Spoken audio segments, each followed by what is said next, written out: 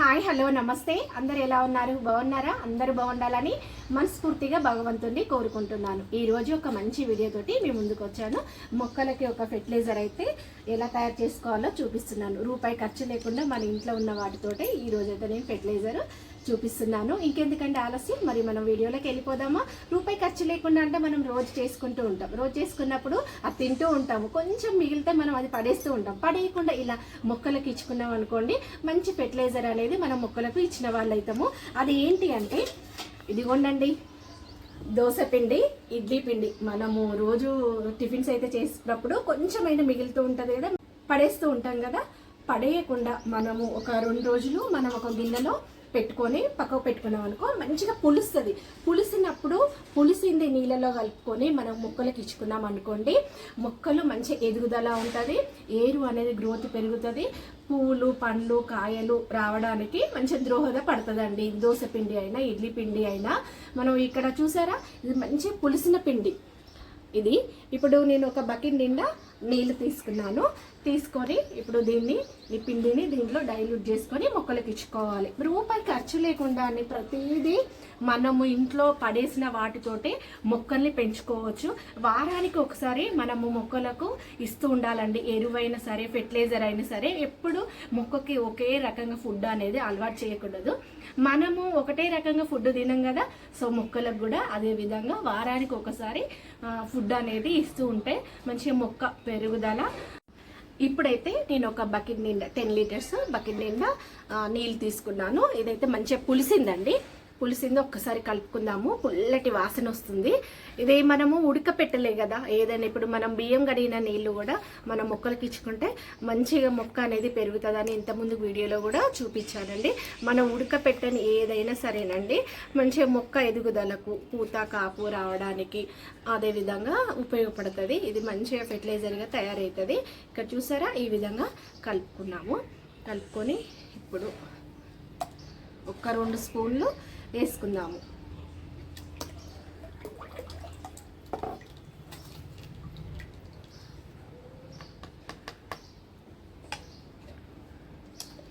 ఒక 10 లీటర్లకి మనం ఒక 2 స్పూన్లు వేసుకున్నాం కదా, సరిపోతుంది.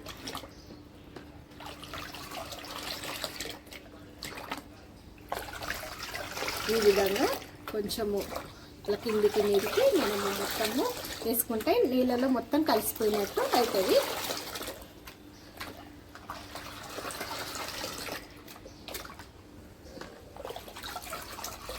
ఎండాకాలం కాబట్టి ఇలాంటి ఫెర్టిలైజర్ మనం ఇచ్చామనుకోండి, మొక్కలు కొంచెము డల్ కాకుండా మంచి ఫ్రెష్గా ఉంటాయి. ఎందుకంటే ఎండాకాలంలో వాటికి కొంచెము కూలుగున్న ఫెర్టిలైజర్, కూలుగున్న ఎరువు అనేది ఇస్తే చాలా మంచిది. ఇప్పుడు ఎండాకాలంలో అయితే ఆవు పేడ అయితే అస్సలకి ఇవ్వకూడదండి. ఎందుకంటే వేడి అనేది ఎక్కువ ఉంటుంది కాబట్టి ఆ వేడి మొత్తము మొక్క ఏరులోకి వెళ్ళిపోయి మొక్క అనేది డల్ అయిపోతుంది, ఏరు అనేది చనిపోతుంది. కాబట్టి ఇలా నేను ఇంతకుముందు కూడా షార్ట్ వీడియోలో ఒకటి చూపించానండి.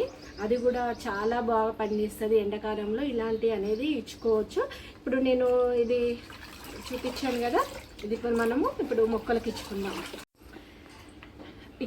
అక్కడ జామ చెట్టు, దానిమ్మ చెట్టు ఉన్నాయండి. ఆ మొక్కలకి ఇచ్చుకుందాము. మరి ఇవి ఏ మొక్కలకి ఇచ్చుకోవాలనుకుంటే పండ్ల మొక్కలకి, కూరగాయల మొక్కలకి, ఇండోరు అవుట్డోరు పూల మొక్కలకి, ప్రతి మొక్కకి ఇచ్చుకోవచ్చండి. ఈ మొక్కకి ఇవ్వాలి, ఈ మొక్కకి ఇవ్వద్దని ఏమి లేదండి. అన్ని మొక్కలకు మన ఇంట్లో ఉన్న వాటితోటే ఇలా మనం ఫెర్టిలైజర్ తయారు చేసుకొని ఇచ్చుకున్నాం అనుకో, ఒక 5 నిమిషాలలో ఈ ఫెర్టిలైజర్ తయారు చేసుకొని ఇచ్చుకోవచ్చు. ఇప్పుడైతే నేను మొక్కలకి ఇస్తున్నాను.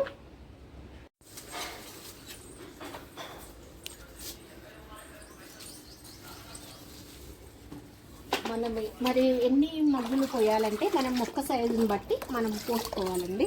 ఇక్కడ జామ చెట్టు ఉంది కదా, ఈ జామ చెట్టుకి పోస్తున్నాను ఒక 3 అంతే. ఎందుకంటే పెద్ద ట్రబ్బు కదా, చెట్టు కూడా పెద్దది కాబట్టి నేను 3 ఇస్తున్నాను. ఇక్కడ మామిడి చెట్టుకి ఇస్తున్నాను. మామిడి చెట్టు అయితే మంచిగా చిగురు వచ్చింది.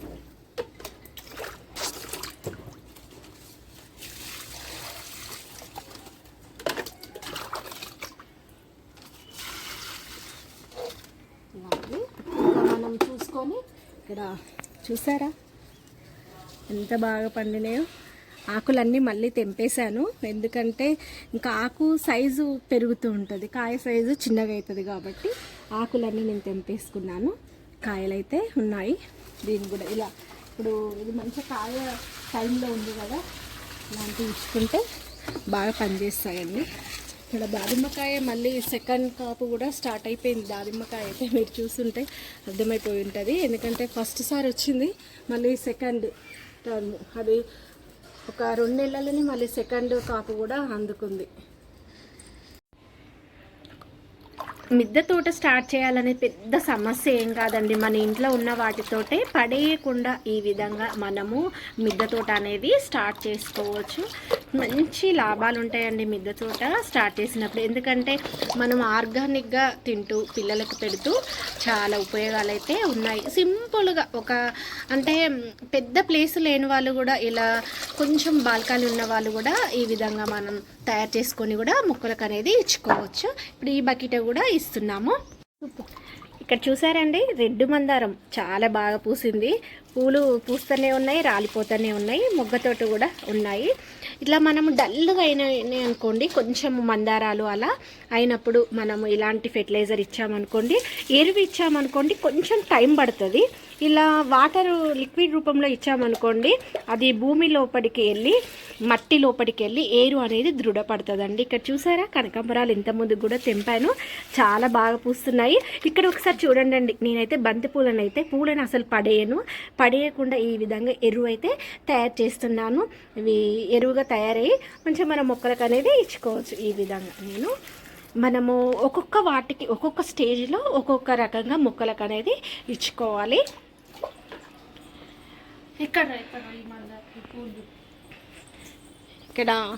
ఇక్కడ కూడా మందారాలు చాలా ఉన్నాయి నా దగ్గర అయితే, మందారాలు అయితే. కానీ ఎందుకో తెంపాలనిపించదండి నాకైతే పూలను. ఇట్లా నిండుగా చెట్టు నిండుగా పూలు పూస్తూ ఉంటే చాలా సంతోషంగా అనిపిస్తాయి.